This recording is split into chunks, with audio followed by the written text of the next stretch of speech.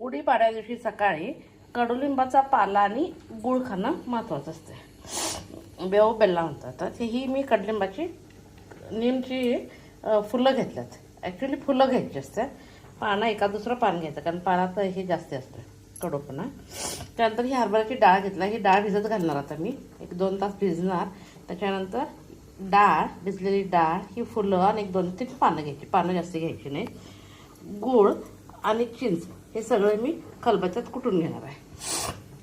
सकाळी आंघोळ केल्यानंतर पहिल्यांदा हे खाऊन मग चहा प्यायचा आहे. पाडवा विशेष.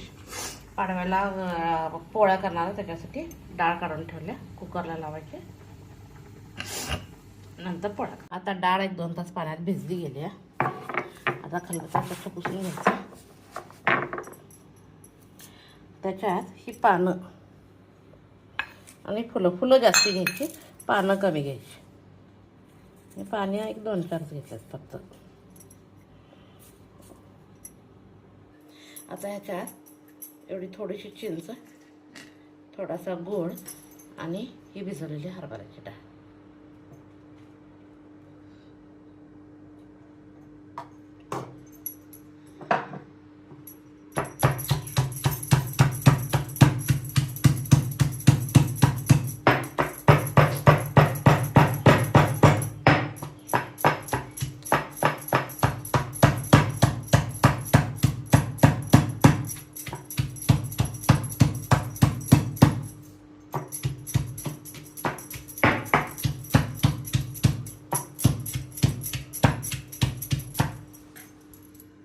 ह्याच्यात थोडासा गूळ मला का कमी वाटला म्हणून 1 चमचा मी गूळ वाढवला.